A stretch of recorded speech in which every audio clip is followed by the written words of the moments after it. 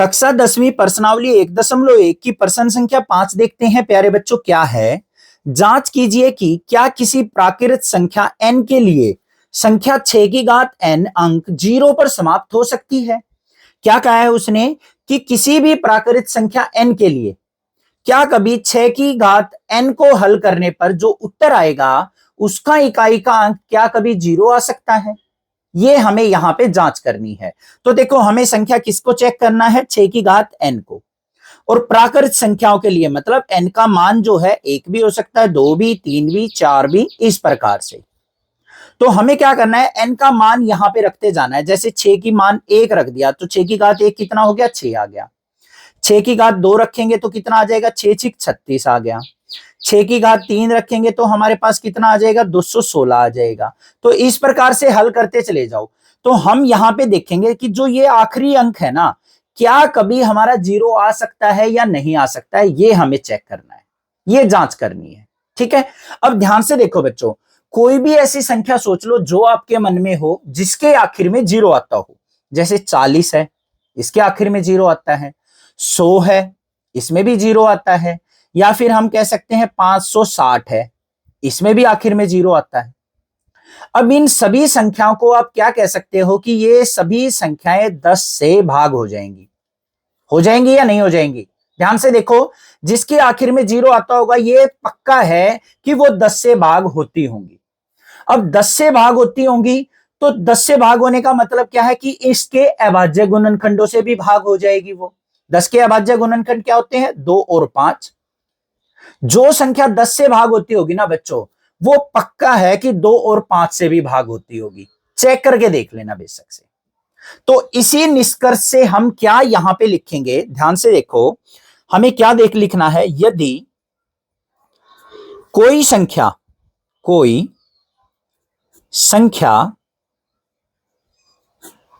0 पर समाप्त होती है, 0 पर समाप्त होती है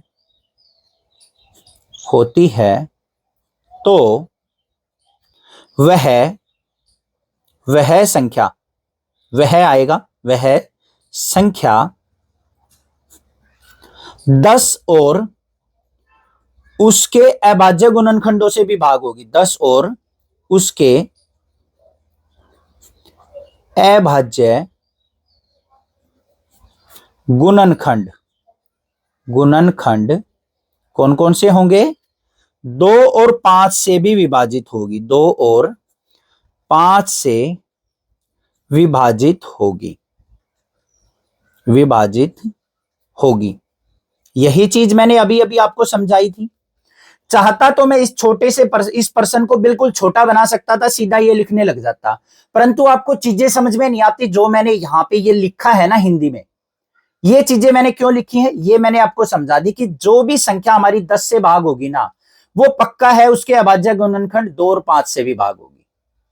ठीक है, ये लिख दिया। अब हमें क्या करना है? यहां पे 10 के जो अभाज्य गुणनखंड होंगे वो क्या होंगे? क्योंकि लिख दो, क्योंकि 10 के अभाज्य गुणनखंड क्या होते हैं? 2 गुना 5। अब ध्यान से देखो, हमें किसको चेक करना है? 6 की घात n को चेक करना है। तो 6 की घात n के अभाज्य गुणनखंड क्या होंगे? 6 की घात n के अभाज्य गुणनखंड क्या होंगे प्यारे बच्चों? 6 को हम गुणनखंड देखें तो 2 गुना 3 की घात n। अब यहां पे देखो, 6 की घात n के जो अभाज्य गुणनखंड है उनमें क्या क्या आया है? 2 और 3 आया है। परंतु आखिर में 0 आने के लिए हमारे पास अभाज्य गुणनखंड क्या क्या होने चाहिए? 2 और 5 होने चाहिए। तो 5 गुणनखंड यहां पे हमारा नहीं है। तो यहां पे क्या लिख देंगे? 6 की घात n में 5 अभाज्य गुणनखंड नहीं है। अभाज्य गुणनखंड नहीं है, नहीं है ना। अतः 6 की घात n किसी भी प्राकृत संख्या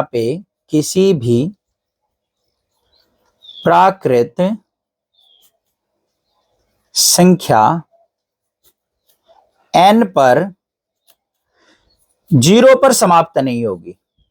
समाप्त नहीं होगी।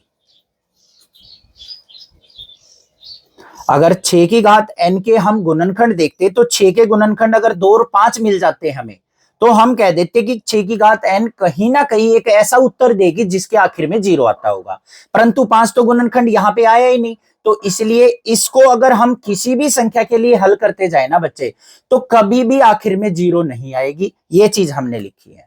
बात समझ में आ गई, कंसेप्ट समझ में आ गया, रटना नहीं है कुछ भी, चीजें आपको समझनी है। चैनल को सब्सक्राइब, वीडियो को लाइक जरूर करना, ज्यादा से ज्यादा शेयर करना।